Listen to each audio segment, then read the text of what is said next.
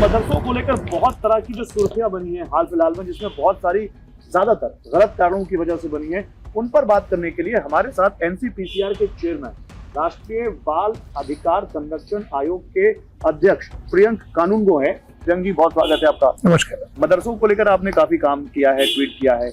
अभी आपने एक ट्वीट किया कि बिहार के किसी मदरसे में गलत पढ़ाया जा रहा है, आपने उसको आईएसआई से भी जोड़ दिया।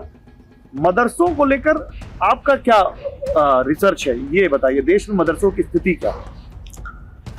देखिए, देश में मदरसों में जो बच्चे हैं उनकी स्थिति ठीक नहीं कही जा सकती। भारत का जो संविधान है वो अपने अनुच्छेद 21 का में देश के सभी बच्चों को मौलिक अधिकार देता है, शिक्षा का अधिकार, और सरकारों को ड्यूटी बाउंड करता है कि इसको देने के लिए कानून बनाए। सरकार ने जो कानून बनाया वो शिक्षा का अधिकार कानून है। शिक्षा का अधिकार कानून की धारा 1 ये कहती है कि मदरसे इसके दायरे के बाहर हैं, लेकिन किसी भी सेक्शन में ये नहीं कहा गया कि मदरसों में पढ़ने वाले बच्चे शिक्षा का अधिकार कानून के दायरे के बाहर हैं। मदरसे दीनी तालीम के, धार्मिक शिक्षा के स्थान है। मदरसों का फंडामेंटल एजुकेशन से कोई वास्ता नहीं। अब हमारे पास जो रिकॉर्ड्स में मौजूद है उसके अकॉर्डिंग मदरसे में ये बोला जाता है कि सूरज जो है वो पृथ्वी के इर्द गिर्द चक्कर लगाता है। मदरसों में जो है ये बोला जाता है 30 बच्चों की क्लास में 2 डेस्क खाली छोड़ दी जाती हैं, ये बोल के कि इस पर जन्नातों के बच्चे पढ़ रहे हैं। मदरसों में ये बोला जाता है कि लड़कियां अगर एज ऑफ प्यूबर्टी अटेन कर लेती हैं तो उनको ऐसे स्कूलों में से निकाल लिया जाए जहां मेल टीचर्स पढ़ा रहे हैं। मदरसों में ये बोला जाता है कि अगर कोई बच्चा टाई लगा के स्कूल जा रहा है तो वो क्रॉस धारण करके स्कूल जा रहा है, वो क्रिश्चियन प्रैक्टिस कर रहा है, इसलिए स्कूल नहीं जाना चाहिए। मदरसों में ये बोला जाता है कि एक वक्त पर बच्चों को डिसिप्लिन करने के लिए मदरसे का जो टीचर है, जो उस्ताद है, जो कारी है, वो किसी बच्चे को 3 थप्पड़ मार सकता है एक बार में। बच्चा चाहे तो कयामत के दिन इसका बदला ले ले। तो ये जो शिक्षा है ये साइंटिफिक नहीं है। मैं अभी मदरसे में घूम के आया, मैंने पूछा मदरसों के बारे में। लोग कहते हैं यहाँ आप कट्टर शिक्षा देते हैं लोगों को, आप यहाँ पढ़ने वाले बच्चों को क्या आप ऐसी तालीम देते हैं जिससे वो दूसरे धर्म के प्रति उनका नजरिया अलग हो जाए? तो कहते हैं ये सब अफवाहें हैं, ऐसा हम कुछ नहीं पढ़ाते। जो इस्लाम को समझ गया वो समझ गया कि इस्लाम इंसानियत पढ़ाता है। तालीमुल इस्लाम जैसी किताब यहाँ पढ़ाई जाती है। अब तालीमुल इस्लाम क्या है? तालीमुल इस्लाम में जो अभी हमको रिसेंटली किताब मिली, जो बिहार मदरसा बोर्ड ने प्रेस्क्राइब की थी, जो पाकिस्तान में छपी हुई किताब थी, उसका जब अंग्रेज़ी तर्जुमा हमने पढ़ा तो उसमें लिखा हुआ है कि जो भी व्यक्ति एक से ज़्यादा भगवान में मानता है वो काफिर है।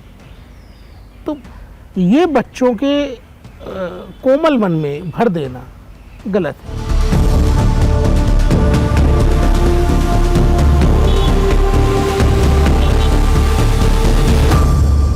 हमारे साथ हैं जामिया मिलिया इस्लामिया यूनिवर्सिटी में वर्ल्ड लिटरेचर पढ़ाने वाले प्रोफेसर जुनैद हैरिस।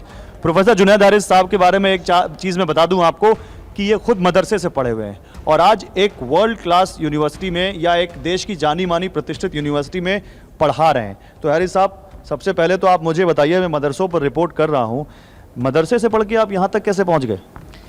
मैं आपको एक चीज़ बताऊँ बहुत आश्चर्यजनक, कि पहली बात तो मदरसा और स्कूल में बेसिकली कोई फ़र्क नहीं। अरबी ज़बान में स्कूल को मदरसा कहते हैं, ठीक है, और वो जगह जहाँ तालीम दी जाती है, वो जगह जहाँ पर तालीम दी जाती है। एक चीज़ तो बिल्कुल क्लियर है। अब रह गई बात कि वहाँ से पढ़ करके मैं यहाँ तक पहुँचा।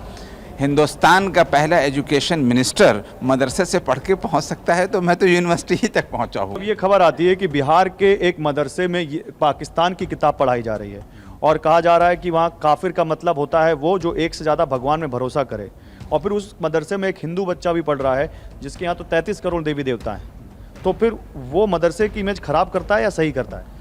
मैं एक बहुत क्लियर सी बात कह रहा हूँ, ये तो मैं 110% यकीन के साथ कह सकता हूँ कि हिंदुस्तान के अंदर पाकिस्तान की लिखी हुई कोई किताब किसी मदरसे में नहीं पढ़ाई जाती।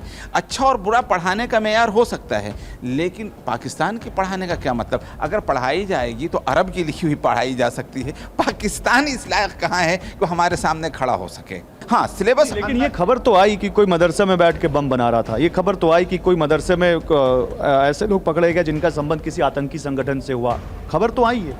हाँ, मैं जानना चाहूँगा कि वो कौन है। मैं आपको बता दूँ, मदरसे के एक कंपाउंड को यूज़ करके ऐसा किसी ने किया हो ये मुमकिन है, लेकिन वो मदरसे वाला नहीं हो सकता है। और मैं नहीं जानता हूँ, मैं वाकई नहीं जानता हूँ कि कोई मदरसे के पढ़े हुए आदमी ने बम बनाया हो उस मकसद से कि हम दूसरों को तकलीफ